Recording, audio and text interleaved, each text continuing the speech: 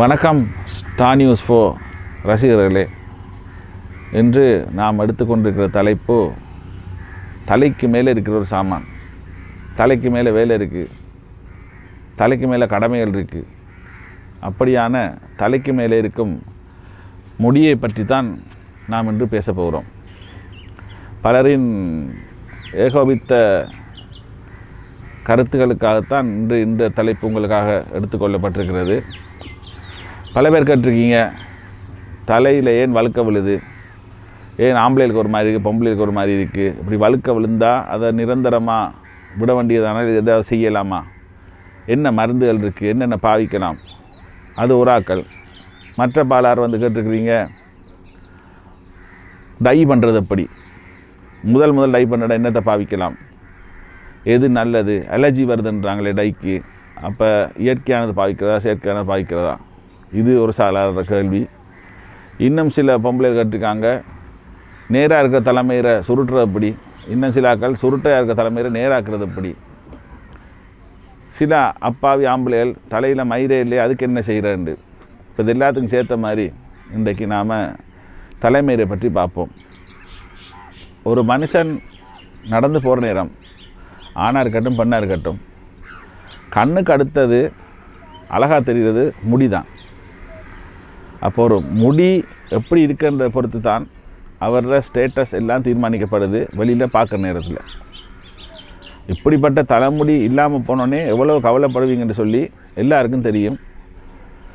அதில் இளம் வயதில் பாதிக்கப்பட்ட அநேகமான பேர் இருப்பீங்க.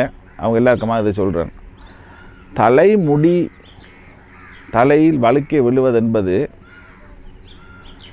ஒரு இளம் பிராயத்தில், ஒரு கட்டளம் காலை பருவத்தில் தான் முதல் தொடங்கும்.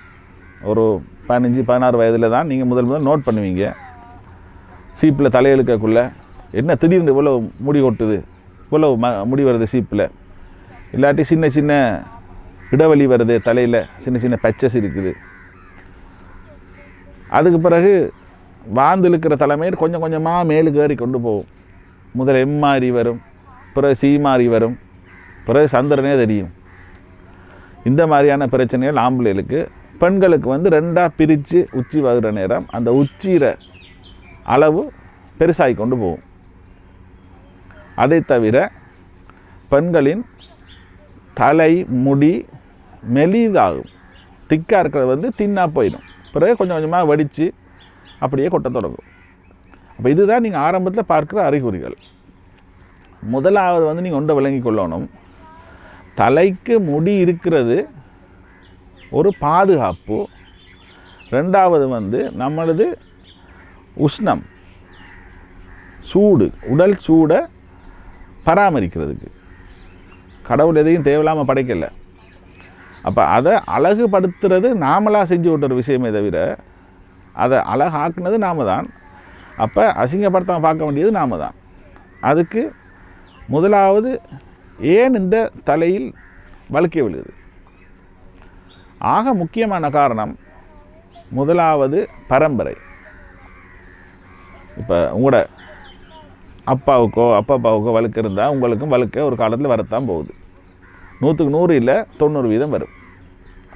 ரெண்டாவது ஒரு இயந்திரமான வாழ்க்கை, ஸ்ட்ரெஸ். நீங்கள் உங்களால் செய்யக்கூடிய வேலைக்கு மேற்பட்ட வேலைகள். உதாரணமாக சொல்ல போனால், உங்களுக்கு பிடிக்காத வேலை செஞ்சீங்கன்னு சொன்னால் உங்களுக்கு ஸ்ட்ரெஸ் இருக்கும். அப்போ ஸ்ட்ரெஸ் இருக்கிற நேரம் உங்களுக்கு மூளை அமைதி அடைய, ரெஸ்ட் எடுக்கிறதுக்கு, ரீசெட் பண்ணுறதுக்கு கட்டாயம் தூக்கம் வேணும். அப்போ ஸ்ட்ரெஸ்ஸுக்கு அடுத்தது தூக்கமின்மை. அப்போ எவ்வளவு தூக்கம் வேணும்? ஆரோக்கியமான ஒரு மனிதருக்கு 8 மணி தியாலம். நம்ம சின்ன பிள்ளைகளை பற்றி பேச போகிறோம்ல. அதுக்கு பிறகு கொஞ்சம் கொஞ்சமாக குறைஞ்சி 7-6 மணி தியாலம் ஓகே, 6க்கு குறையக்கூடாது. மற்றது தொடர்ந்து அந்த தூக்கம் இருக்கணும். இடையில விட்டு அந்த தூக்கம் சரி வராது. அதுக்கு அடுத்தது நாம் பாவிக்கும் சாப்பாடுகள், உணவு வகைகள். உதாரணத்துக்கு இப்போ இந்த ஃபாஸ்ட் ஃபுட், ஜங்க் ஃபுட் அதெல்லாம் கூட நாம் யூஸ் பண்ணுறதாலேயும் தலைமுடி கொட்ட தொடங்குது. கூடுதலான எண்ணெய், திருப்பி பாவிக்கிற எண்ணெய்கள். அதுக்கு அடுத்தது நமது உடலில் இருக்கிற கழிவுகள் வெளியேறாமை, ஒழுங்கான மலம் கழிக்காமல், ஒழுங்கான சிறுநீர் கழிக்காமல் இருக்கக்குள்ள அந்த கழிவுகள் இருக்கிற நேரம் உங்களோட உடம்பில் வந்து எந்த ஒரு விட்டமினும் ஒழுங்காக அகத்துறிஞ்சப்படாது.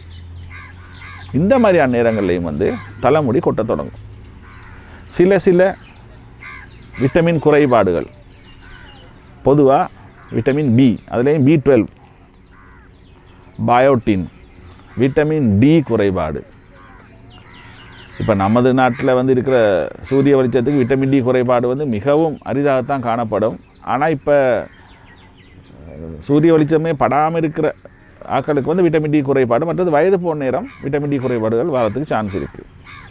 தைராக்சின் குறைபாடு, இப்போ தைராக்சின் குறைபாடு, விட்டமின் குறைபாடுகள் இருந்தால் வந்து நாம் எல்லாத்தையும் செக் பண்ணி கண்டுபிடிச்சி கொள்ளலாம். இது எல்லாத்துக்கும் அடுத்ததாகத்தான் நாம் தலைமயிரின் வெளிப்பக்கத்தை பற்றி யோசிக்க போகிறோம். தலைமயிரின் வெளிப்பக்கம், இப்போ இதுவளவும் சொன்னது உட்பக்கத்தால் இருக்கிற பிரச்சனைகள். வெளிப்பக்கத்தில் இருக்கிற பிரச்சனை வந்து